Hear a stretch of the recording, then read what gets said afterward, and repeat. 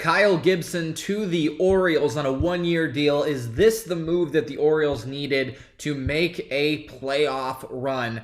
I'm Clem Hawks. Welcome to Clem Hawks. We are talking about MLB news and trades today. Our goal on this channel is to hit 5,000 subscribers by the end of this month, so make sure to hit that like button or subscribe if you do enjoy this content. Let's get right into the news. Let's cover the basics first. So Kyle Gibson was just on the Phillies this last year as they made a run for the World Series. And like I just touched on, kind of a journeyman. He started with the Twins, and we'll get to that in a second, but has really kind of found his way, not being, I think, as big of a piece as he maybe was expected to be for a long time, or, you know, just kind of got pushed to the back end of deals or bullpens or whatever. He was really never the guy anymore. He went to Texas for a year in 2020 after the Twins just didn't really need him anymore.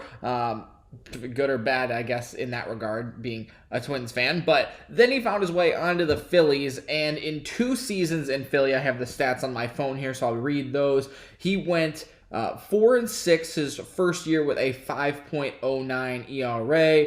Just made 12 starts, 11 starts. You know, he was kind of a filler. I don't know if he got injured last year, to be honest, but he wasn't super great. I mean, he only played in 12 games, so I would guess it was either an injury or something. But this year, he definitely took that back end starting role until the playoffs, and obviously it's playoff baseball. It's so much different, with how you're structuring your pitchers. I don't even know if he got into the game. Maybe one time, if I can remember correctly, that he was pitching in the World Series, but like he was kind of a side thought. You know, he was not somebody who was out there, making an impact. In this season, 2022, he went 10-8, again with a 5 ERA, but he did start in 31 games, which means he was in that rotation. So his stats, looking at the rest of this past season, we'll just go 1 year. You know, he was an above average player in WAR. He did get 10 wins. I mean, it was a pretty solid Phillies team, give and take this situation. I would say, like, they were obviously a really good offensive team. They struggled defensively for the first half of the season, then they kind of found it. So, like, I wouldn't blame too much on him. Still threw 167 innings, gave up a hit an inning, sure, whatever, 98 runs.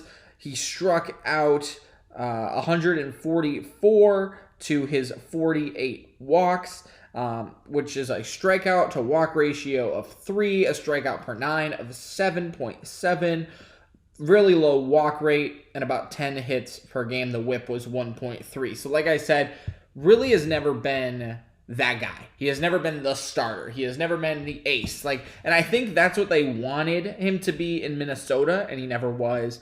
Texas, I think they had Kluber that year too, if I'm not mistaken, and he was just behind Kluber. Like, he was never the guy. Fast forward now to this deal, which is what I want to get into now. Is he the guy with the Orioles? I still don't think so. I do think his veteran presence is going to be welcomed, and I think it'll be useful, but I don't think that he is that guy still in Baltimore. First of all, he's 35 years old.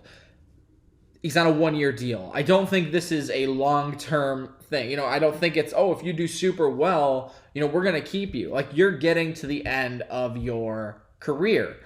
And you've never been a Jacob deGrom who just went to the Rangers yesterday. Like, he has always been a solid 3-4 pitcher, I think. And I think he will fit that role very well with the Orioles. So, you still have John Means, who I think had Tommy John surgery, if I'm not mistaken, this year. He's probably going to be your ace. You've got Tyler Wells. You've got Bradish, Kramer, Voth, and Bauman is what the Orioles website says is their starters. And again, I think Means was out with Tommy John this year, so really you don't have any like super recognizable names there. Maybe a bunch of guys who did okay, this year. I mean, obviously they were a contending team. They were 500 for a while. Like, they didn't do what we would have expected the Orioles to do. They exceeded expectations. Now you throw in Kyle Gibson. We already gave you the numbers. Where does he fit in here? Probably won't be better than Means, but Tyler Wells? Bradish? Like, Kyle Gibson is an established name. Maybe not the best name, but he's an established name with decent stuff. He's got a great sinker. Throw him into the second spot. Throw him into the third spot. He will make your team better. And like I said just a minute ago, this is not a long-term thing. It's a one-year deal. It's probably, hey, we'll see how you do. We will hopefully, be better because of you. And we will take your services. But I'm guessing that this is a one-year deal, and that's probably it. And if he retires, great. You had a great career, Kyle Gibson. If he wants to go another year, maybe they sign him to another one-year deal. I don't see him getting a 2 or 3 year deal, especially after this, regardless of how he does, unless he wins the Cy Young, I would say. But odds of that happening are not good. So he fits in the rotation well.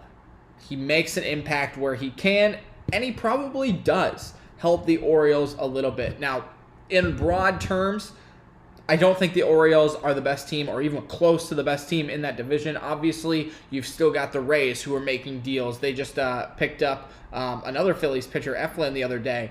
Then you've got the Yankees, who I would argue are probably on more of a backslide than going forward, especially if they don't retain Judge.